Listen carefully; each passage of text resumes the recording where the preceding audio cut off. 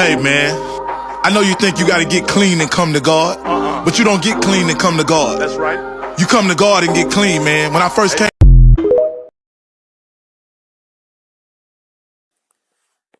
That crack pipe will have you in the doghouse. And if you tired of your old lady putting you out, tired of standing in line at the soup kitchen, just tired of all the arguing and fussing, then you need to Google search Christian Willie J. Henderson and get that book entitled Prayers for Deliverance from Alcohol and Drug Addiction. And come out the doghouse.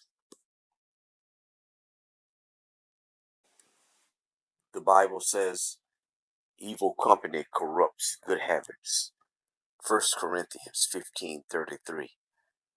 So why do crack addicts think that they could just go around anybody and won't be tempted?